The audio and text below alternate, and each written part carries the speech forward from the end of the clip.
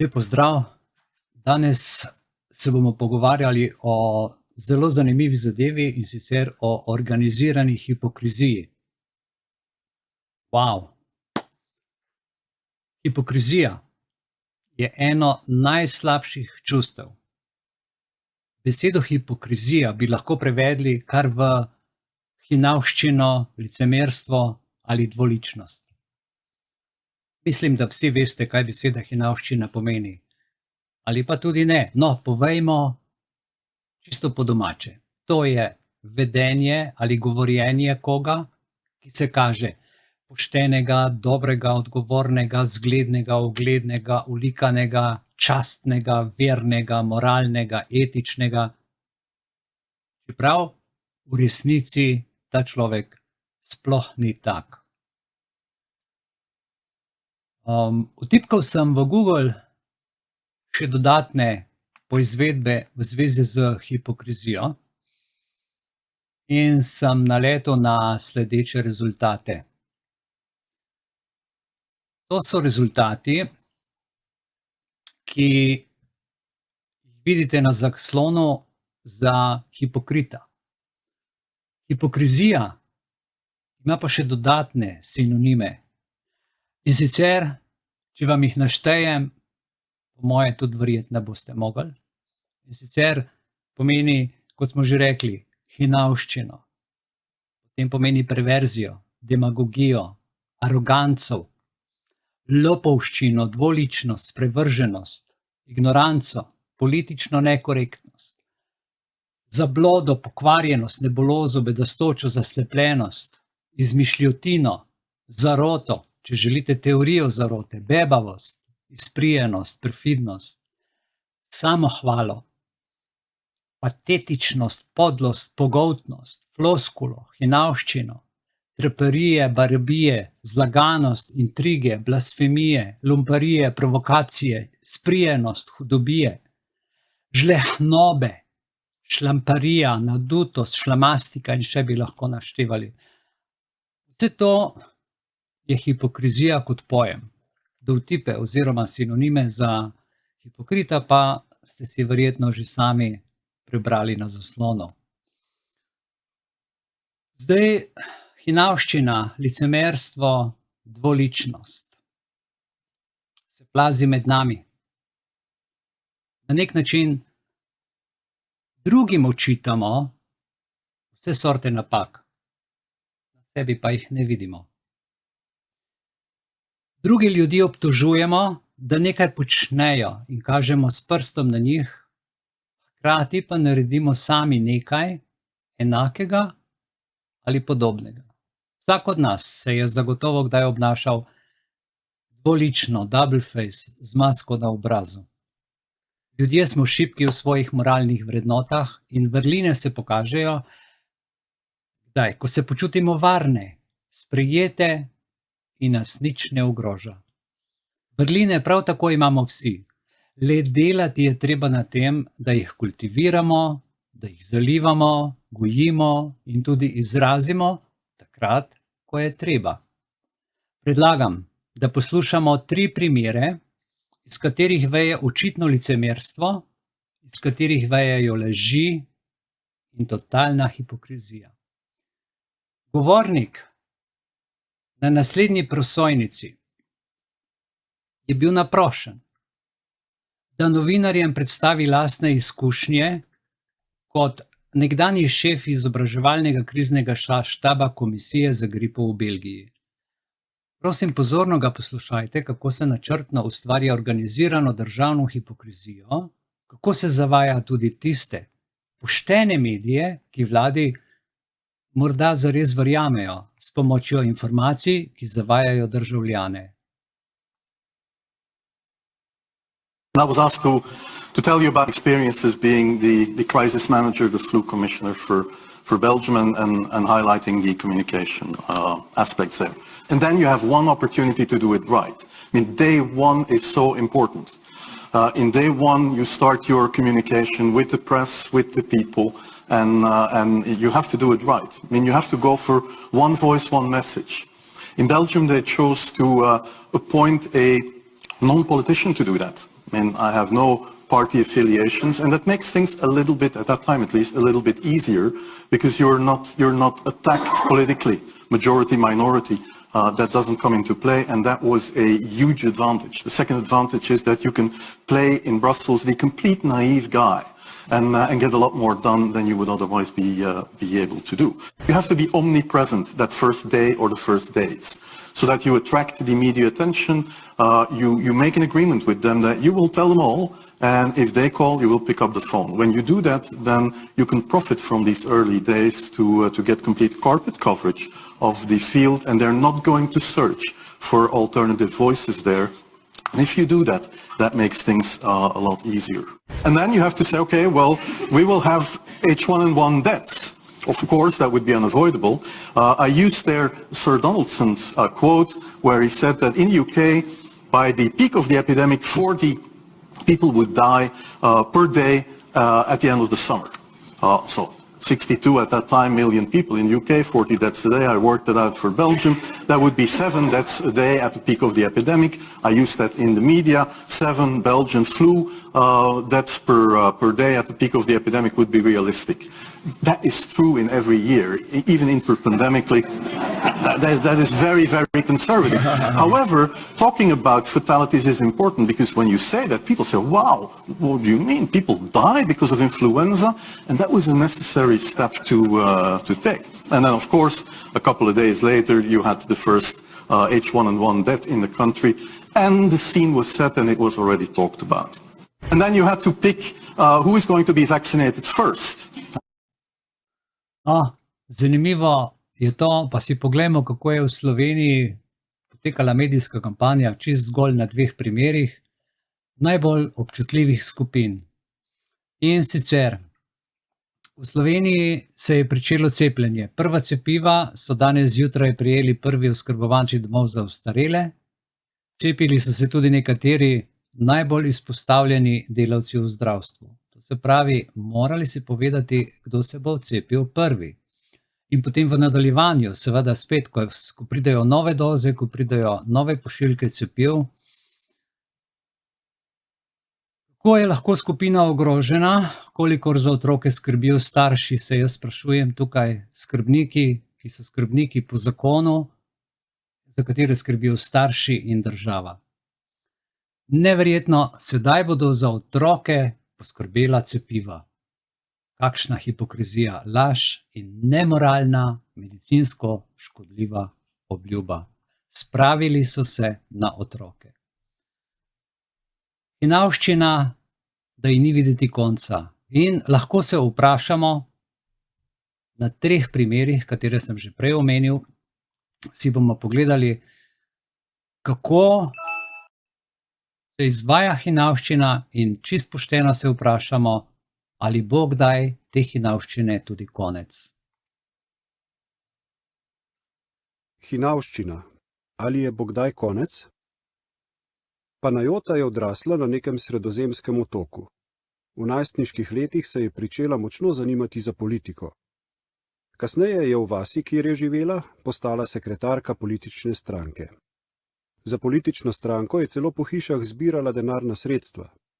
Toda z minevanjem časa je Panajota postala razočarana. V stranki je bilo čutiti nepotizem, častihlepnost, trenja in ljubosumje, čeprav so se člani med seboj nazivali tovariš. Daniel je odraščal na Irskem v zelo verni družini. Žal pa ima žive spomine na hinavščino duhovnikov, ki so popivali, igrali na srečo in kradli denar, zbran od nabirk. Vse to so počeli medtem, ko so mu pridigali, da se bo cvrl v peklu, če bo grešil. Jeffrey se je večji del svoje delovne kariere ukvarjal s trgovanjem in prodajal za mednarodno ladijsko družbo, ki je imela več lastnikov in pisarn v Veliki Britaniji in Združenih državah Amerike. Spominja se, kako so se stranke in konkurenčni ponudniki velikokrat zatekli k goljufiji, ko so se pogajali z vladnimi uradniki. Hinavsko so bili pripravljeni reči skoraj vse, zato da bi si zagotovili pogodbo. Nažalost, to niso osamljeni primeri. Hinavščina je danes zelo razširjena na skoraj vsakem področju človeške dejavnosti, politične, verske in trgovske. V nekaterih jezikih beseda hinavec izvira iz grškega izraza hipokrites. Ta izraz označuje govornika ali gledališkega igralca, ki pogosto nosi masko. Sčasoma so s tem izrazom začeli označevati vsakogar, ki se je pretvarjal z namenom, da bi druge prevaral ali pa dosegel določene sebične cilje. Hinavščina lahko v posameznikih, ki jih prizadene, vzbudi močna čustva, med drugim zagrenjenost, jezo in zamero. Razočarane žrtve se morda sprašujejo, ali bo hinavščine kdaj konec? Ja, res je. Ali bo hinavščine kdaj konec? No, iz teh tujih primerov predlagam, da se pa sedaj preselimo na domač teren. Pa poglejmo.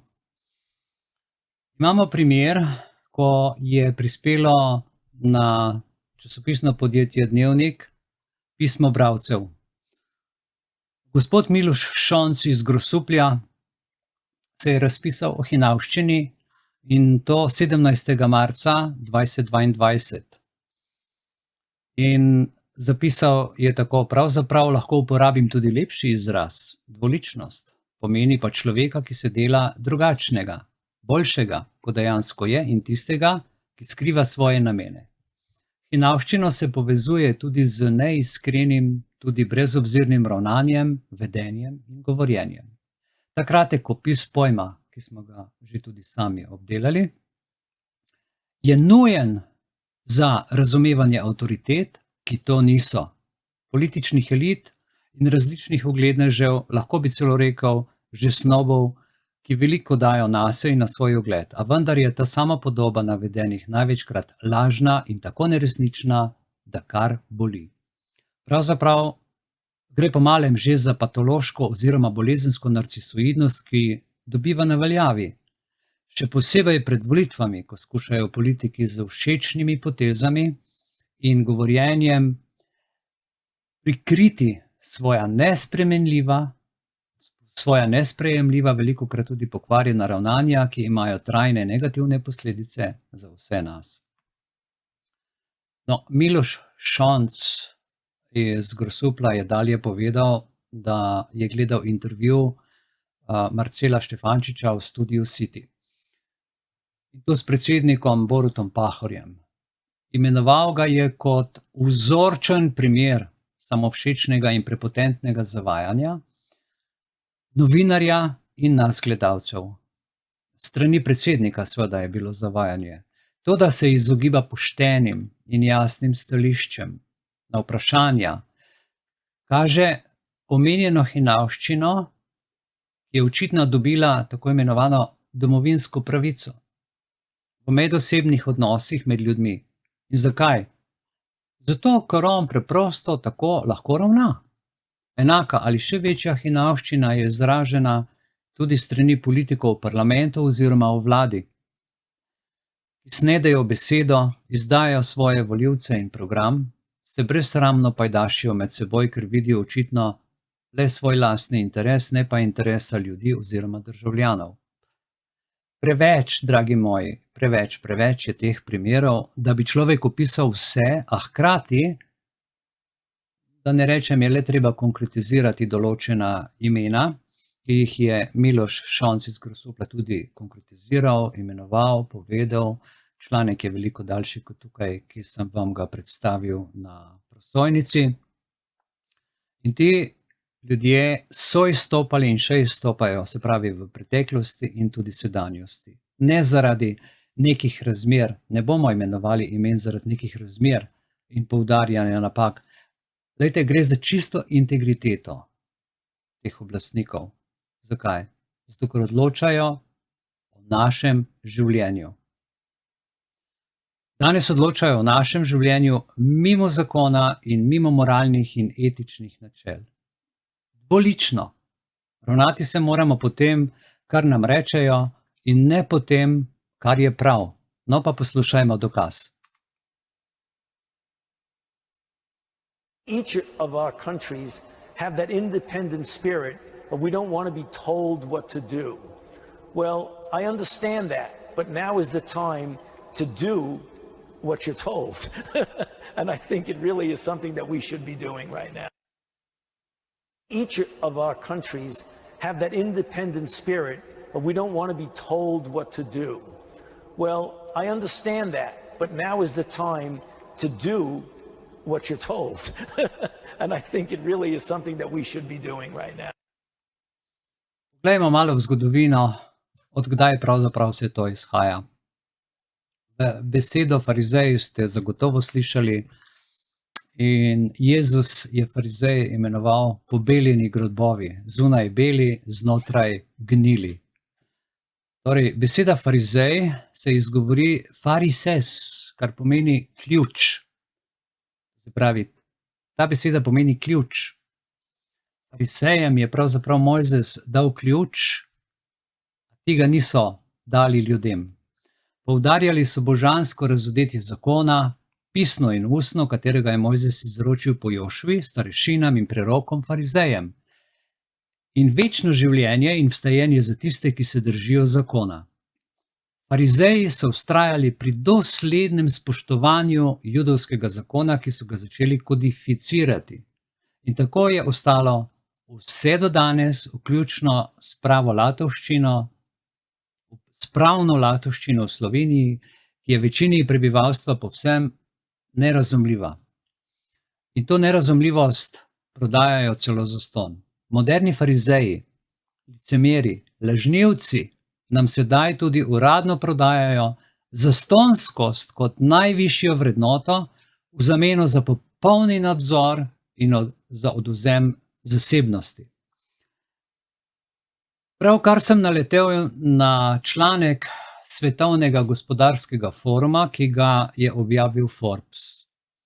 Če ga natančno preberete, vam bo vse jasno, kaj je resnični namen velikega reseta, ki ga vodi Klaus Schwab. Zdaj razumem, da je pravi namen preoblikovati sistem nakupa v sistem najema ali storitev. Jasno je zapisano, da v našem mestu sploh ni zasebnosti. Največji udarec globalistom, spoštovani, ki to poslušate, pa je nesodelovanje v njihovi igri. To je odhod v naravo, ven iz mesta, ven iz civilizacije. Selitev na podeželje. Njihova največja skrb v tem članku so ljudje, ki ne želijo živeti popolnega življenja v mestih, temveč živijo neodvisno in suvereno izven mesta. To je uradna izjava, zapomnite si, Svetovnega ekonomskega foruma, in sedaj predlagam, da si pogledamo popolnoma svež video od včeraj. Mogoče ga je kdo že pogledal, vendar predlagam, da ga pozorno poslušate, kako se razloži ta Forbesov prispevek.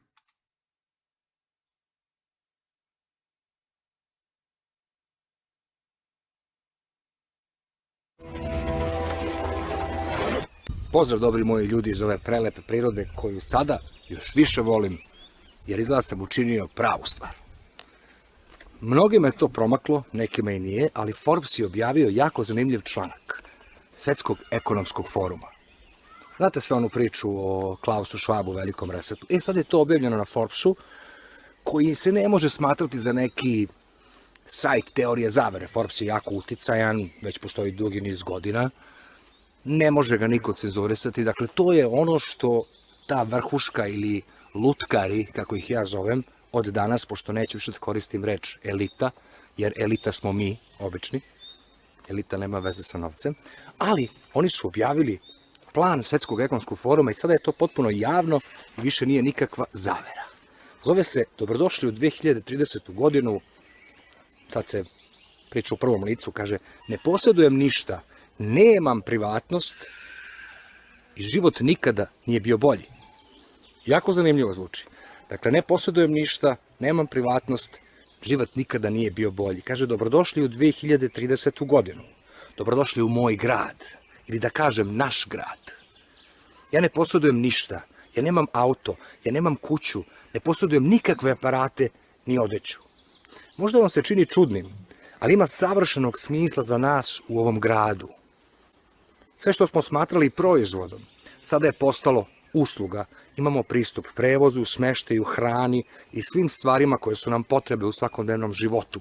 Jedna po jedna, sve ove stvari postale su besplatne, Tako da na kraju nije imalo smisla da posjedujemo mnogo. Dakle, reč je o industriji usluga, koja stvara najveći profit, ubedljivo veći od svih. Dakle, čitava igranka ove lažne zabrinutosti za nekim velikim resetom i nekom promenom se svodi na kompromis tih bogatih u odnosu na prirodu i sirovine u prirodi i budućnost kapitalizma potrošačkog društva. Kako da se te dve stvari spoje, a da ovi svi na vrhu budu zadovoljni u nekom kompromisu, pa to je taj čuveni veliki reset, koji kada čitate, vi shvatate da je potpuno isti, ako se sećate, Zeitgeista Venus projekta, koji se tada smatrao za suludu teoriju zavere, čak se i cenzurisao i skidao pre samo 10 godina. Ali o tome se radi, o nekoj utopiji. Međutim, ono što stoji na kraju me je jako iznenadilo, ali moram priznati da sam bio prilično srećan, s obzirom da sam odlučio da napustim taj njihov ili naš grad, gde je sve besplatno, sve je utopija i sve je savršeno, i otišao da živim na selu. Pazite šta pišu ovde. Sećate se da sam pričao da je najveći udarac globalistima to da se vi preselite u prirodu i da jednostavno živeći u prirodi vi morate živeti skromnije. Jer ćete nešto proizvoditi, dakle, 50 do 60% para, a pojedini, na primjer poput mojih komšija, ne troše praktično ništa, osim šećera, soli, ovako. Dakle, sistem nema vajde od vas. Pazite šta izjavljuje Svetski ekonomski forum. Kaže ovako, moja najveća briga su svi ljudi koji ne žive u našem gradu. Moja najveća briga, kaže. One koje smo izgubili na putu, oni koji su odlučili da je postalo previše sva ova tehnologija, oni koji su se osjećali zastarelim i beskorisnim kada su roboti i veštačka inteligencija preuzeli veliki deo naših poslova, oni koji su se naljutili na politički sistem i okrenuli se protiv njega, oni žive drugačijim životom van grada. Neki su formirali male zajednice koje se snabdevaju, drugi su samo ostali u praznim i napuštenim kućama u malim selima iz 19. veka. Ajmo sada jedno logično razmišljanje. I vidjet ćete da ovdje nešto u ovoj priči nije iskreno, da postoji neka skrivena namera. Zašto bi ljudi koji žive na selu u toj 2030. godini, u toj budućnosti Svetskog ekonomskog foruma, zašto bi još neki ljudi birali da žive u selu, kad im je u gradu sve bajno, savršeno, besplatno, idealno, utopijski savršeno? Dakle, nema logike. Ima logike sa ovim vremenom. Inflacije. Zar ne? Samo sa tim vremenom. Ošte ne bi imalo nikakve logike u tom savršenom vremenu da postoje neki ljudi koji neće da žive u tom savršenstvu. Dakle, to savršenstvo i nije baš savršeno. Ali šta je to što čini taj svet nesavršenim da ti ljudi odluče da ne žive u takvom našem gradu? I kaže se, s vremena na vreme se iznerviram zbog činjenice da nemam pravu privatnost. Nigde ne mogu da odem i ne budem registrovan. Znam da je negde zabeleženo sve što radim, mislim i sanjam. Samo se nadam da to niko neće iskoristiti protiv mene. Ljudi moji, piše jasno i glasno. Ostavit ću link dole u komentaru. Pažljivo pročitajte i razmislite o tome. Šta se krije iza ove idealističke priče? To je ta privatnost. Dakle, znam da je negde zabeleženo sve što radim, mislim i sanjam. Sve što radim, mislim i sanjam. Da bi neko znao vaše misli i vaše snove, on mora biti u vama. Dakle, mora biti spojen sa našim organizmom. Ili vam mora tehnološki ući u naš mozak putem, bilo kakvim putem, ali mora ući u nas. Dakle, vi više nećete imati privatnost. Zamislite decu u pubertetu, ma koliko možda ovo nekom škakljivo zvučalo, svi znamo šta deca u pubertetu rade, kad su sami i osete tu seksualnu energiju. Zamislite situaciju da oni znaju da to sad svako zna. Da to nije malo bolesno? Ja mislim da jeste. Kaže dalje, shopping. u tom gradu. Ne mogu da se setim šta je to. Pa idealno. Za većinu nas to je pretvoreno ubiranje stvari za upotrebu. Ponekad mi je ovo zabavno, a ponekad samo želim da algoritam to uradi umesto mene. Pazite vi ovaj nivo svesti, da više nećeš da... A zašto postojiš? Zašto živiš? Što se odmah ne zakopaš u zemlju i što bi još te postojao? Zar nije lakše odmah umreti? Tako. Ovo je isto, na primjer, jako zanimljivo. Kaže, u našem gradu ne plaćamo zakup, jer neko drugi koristi naš slobodan prostor kad god nam nije potreban. Moja dnevna soba se koristi za poslovne sastanke kada nisam tu. Kakav je ovo utopijski, što bi rekli Englezi, bullshit? Kako možete, ko bi danas pristao da mu se neko šečka i održava sastanke u njegovoj dnevnoj sobi, u kojoj misli da uveče pogleda dobar film i u kojoj se osjeća savršeno? Koja bi žena pristala na to da ne zna koji je čovek ležao, sedeo ili šta već radio na toj sofi i da li bi iko ušao i to, ili bi to moralo da se... Mislim, kako su ovo sulude priče? Kako neko može u vašem stanu da se, ne znam, održi 20 sastanaka i da vi uveče dođete u taj stan i da se osjećate kao kod kuće? Mislim, to nema logike. To nema nikakve logike. To je nemoguće. Kada su veštačka inteligencija i roboti preuzeli toliki deo našeg posla, odjednom smo imali više vremena da dobro jedemo, spavamo i provodimo vreme sa drugim ljudima. Pazite kakvo savršenstvo. Koncept špica, misli u saobraćaju, više nema smisla, jer posao koji radimo može da se obavlja u bilo kom trenutku. Ne znam da li bih to više nazvao radom, to je više kao vreme razmišljanja, vreme stvaranja i vreme razvoja. Ljudi moji, neko mora da radi. Neko mora da radi, neko mora da osposobi, na primjer, taj sastanak u toj dnevnoj sobi. Ko će da očisti? Neki robot. Gde su ti roboti tako pametni? Još uvek mnogo daleko. Ali ono što je poenta čitave priče je to da upamtite, da se sve radi samo zbog toga što su shvatili da je industrija usluga nesrazmerno plodonosnija što se tiče novca. Ili vam BMW sutrašnji, BMW budućnosti vam neće prodati BMW za, ne znam, 40.000 eura, nego će vam iznajmljivati taj isti BMW, izraditi na njemu 300.000 eura. Jer to navodno besplatno se nekako mora naplatiti nekom vašom uslugom. A vaša usluga je privatnost. Dakle, dobit ćete besplatne stvari, a za uzvrat će se od vas tražiti da date pristup svom mozgu, svom srcu, svom telu, tom nekome ko vam daje besplatne proizvode. Kad ovo dobro iščitate, vi ćete shvatiti, s obzirom da imate na YouTube-u, onaj ko želi da pronađe, naći će izjavu Klausa Švaba da je Putin jedan od globalnih lidera, da je njihov čovek. Ima taj snimak, dakle svi znamo da su svi oni u igranci.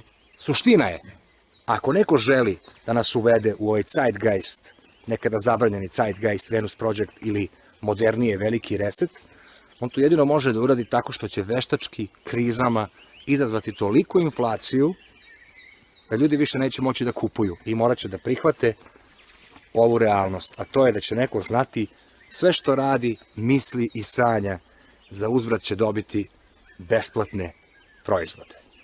To je isto pitanje pod navodnicima, da li će biti besplatni. Ali suština je, što me jako raduje, jer sam ipak bio u pravu, da najveći udarac globalistima je da što manje učestvuješ u onome što oni žele da ti učestvuješ, a to je odlazak u prirodu. Jer kaže, moja najveća briga su svi oni ljudi koji ne žive u našem gradu, oni koje smo izgubili na putu. E pa, dragi moji Svetski ekonomski forume, nemoj da brineš za mene, meni je ovde super i ne nameravam da živim u tvom prelepom, besplatnom, savršenom gradu bez privatnosti. Meni se sviđa ova moja privatnost sa ptičicama. I dokle god bude mogo, ja ću da je čuvam. Jer mislim da je to ono što sam ja, ili što je homo sapiens, ili čovek uopšte. Sledećeg videa, pozdrav dobri ljudi. Dragi moji, to, kar smo slišali, je neverjetno, hkrati pa tudi vsi to vemo. Zato bo treba nekaj narediti. Preden naredimo, poglejmo še sodobne farizeje, dvoličneže in uradne hipokrite. 17. člen Zakona o vladi Republike Slovenije pravi, kdo je odgovoren za odločitve in stališča vlade. To so ministri. Ministri. Koliko je ministrov v Sloveniji? Preštejte jih na prste ene roke in na dva brez listnice. Ti isti ministri so odgovorni za izvajanje teh odločitev in stališč in za svoje odločitve pri vodenju ministrstev, kakor tudi za opustitev ukrepov, ki bi jih morali sprejeti. Veste, kaj pomeni opustitev ukrepov, ki bi jih morali sprejeti? Opustitev vsega, kar se tiče kršenja človekovih pravic, tako po ustavi in po vseh zakonih. Kakor vemo, ne spoštujejo prav nobenega zakona. To so ministri, tukaj imate 17. člen, Zakon o vladi Republike Slovenije, ZVRS in od spodaj je naveden uradni list in vir. Zakaj vam to pripovedujem? Ker se te njihove odločitve nanašajo sedaj na zadnjo ustavno odločbo UI 180/21 z dnem 14.4.22, to je 14. april, in sicer o aktu, ki govori, to je odlok o načinu ugotavljanja izpolnjevanja pogojev prebolevnosti, cepljenosti in testiranja v zvezi z nalezljivo boleznijo COVID-19. Gotovo se vsi člani društva Belis za srečno življenje spomnite uradnega lista številka 126/21. Pravi, to je ta uradni list, ki smo ga s pridom uporabljali, predvsem zaradi 2. člena, 2. točke, kjer piše preverjanje pogoja PCT iz prejšnjega odstavka, oseba iz prejšnjega člena opravi, kadar je iz dejanja oziroma ravnanja osebe, za katero se preverja izpolnjevanje PCT, mogoče zanesljivo sklepati, da je privolila v pogled svoje osebne podatke. Svoje osebne podatke. Ponavljam, v svoje osebne podatke. Prej smo gledali v filmu, da je cena za zastonjske stvari, ki jih bomo dobili in ki se nam ponujajo, cena naše zasebnosti. Nikar ne dajajte svoje zasebnosti. Nikar. Niti z biometrično osebno izkaznico, niti kako drugače.